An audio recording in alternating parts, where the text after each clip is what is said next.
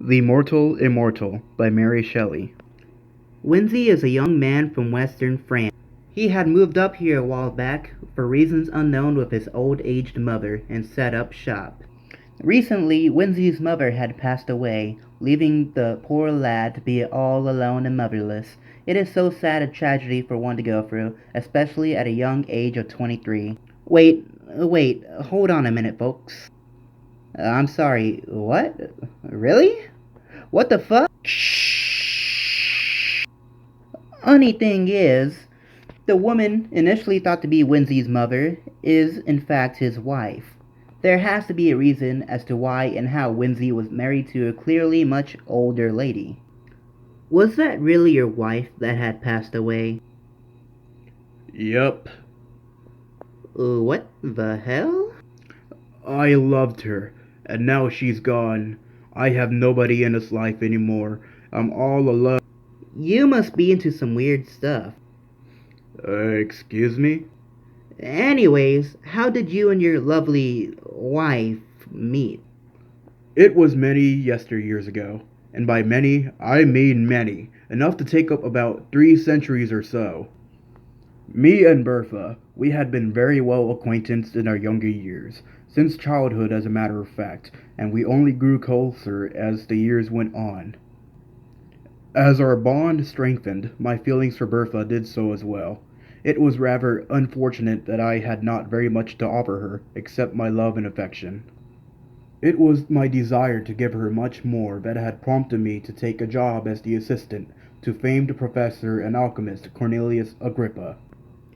Aw, that's so sweet. You must have loved her very much if you took a job assistant to some full metal alchemist fanatic. Ha ha ha ha. I'm sorry, a full metal what, alchemist? Never mind that. Anyways, did you say something about 3 centuries? Yes, I am 323 years old as of right now. 323 years old? Like, what? I understand it is quite difficult to believe, but it is not any less true because of that. You see, Agrippa had been working on a lifelong project of his when I had first begun my employment under him. While I was managing the furnace, which was my primary role as his assistant, Agrippa was working to create a potion of sorts. He told me that this potion would cure one of love. It just so happened that around the same time my dearest Bertha was showing signs of affection towards another man by the name of Albert. This had broken my heart to shambles. I was foolish to believe I had actually stood a chance for Bertha's affection.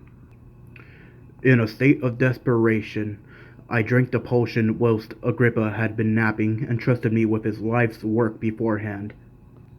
He then woke from his slumber, which caught me by surprise and frightened me, for I just drank a part of his project. Due to the fear from being caught drinking a potion, I dropped in what remained of the potion that I didn't drink fell everywhere. Agrippa was not aware that I drank his potion, but still witnessed the dropping of it. He then began right away to create a new batch. Yeah, but what does that act of betrayal to your boss have to do with you being alive after 300 years? Well, after drinking the potion that was supposed to make me stop feeling love, my feelings for Bertha still remain. We ended up together and got married happily for many years. It wasn't until years later, when I was summoned to Agrippa's side at his deathbed, that I had learned that the potion was not to cure one of love, but to actually make them immortal. Immortal? You're darn right, immortal.